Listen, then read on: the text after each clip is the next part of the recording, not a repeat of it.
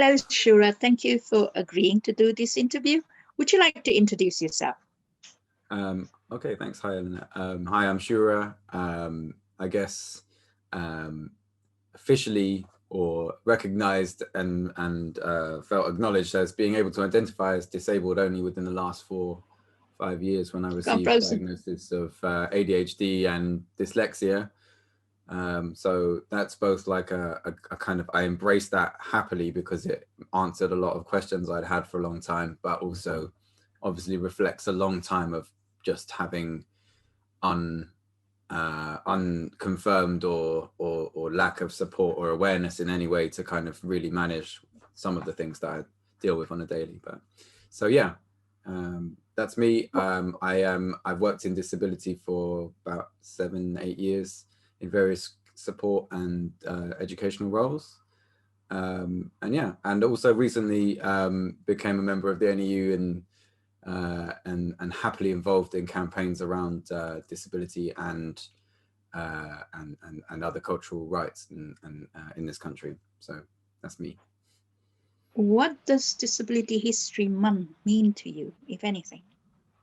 Yeah, well, I guess it's for me this year, it became something a bit more personal than it already was. It was already personal because of a specific story in my family. So my mum and my grandparents and my aunts are from South Africa. They were born in South Africa. They're of South Indian descent originally.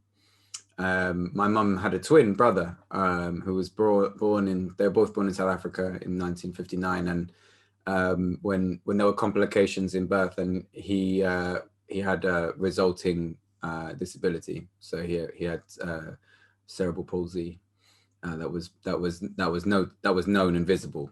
Yeah, we have no idea what other effects were there because it was complicated. But so for me, this year was the 50th anniversary of his death in October. That's always been a painful thing, you know, for our family. But what I didn't know until this year was that my family had to leave South Africa in the mid-60s anyway because of their political activism. But what I didn't know is before they were forced to leave, my grandmother came to London, came to Britain to try and receive help for my uncle, my namesake, sorry. His name was Anand Shura. That's my namesake. So they brought him here he was assessed at Great Ormond Street Hospital. He obviously needed some care, and they referred him to this a facility, I think it was like Chester, I believe, or something like that. And literally on the paperwork going through on the admission to that site, he was rejected, having been identified as not being British and not having any paperwork. So my grandmother at that point had not expected to return to South Africa with Anand. So it kind of came to a complex series of negotiations and decision-making, which ended up with the only other alternative being him receiving treatment supported by the USSR in East Germany, in East Berlin. So that's where he was then supported by the Soviet Union to receive treatment, and he lived until about the age of 11 in East Berlin. My mum visited him a number of times, you know, through Checkpoint Charlie. But you know, when he passed, my family was still not British citizens, so we couldn't repatriate, or whatever you want to call his body. It was buried at the hospital where he was treated, and that disappeared after the fall of the wall. So we didn't really have a connection to that very easily. It's quite a complicated one, and I believe the area is kind of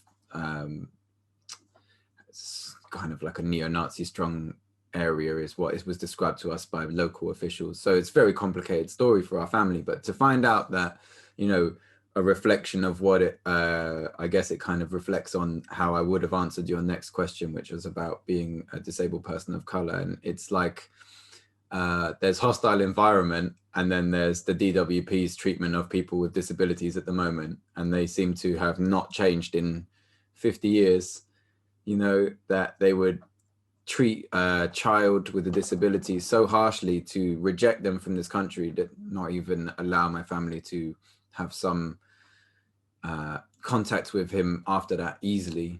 And, you know, what has changed? Very little. You know, they're still separating children from their families, and they're still making it very painful for people who come to this country, whether they are disabled or not. You know, probably worse if they are.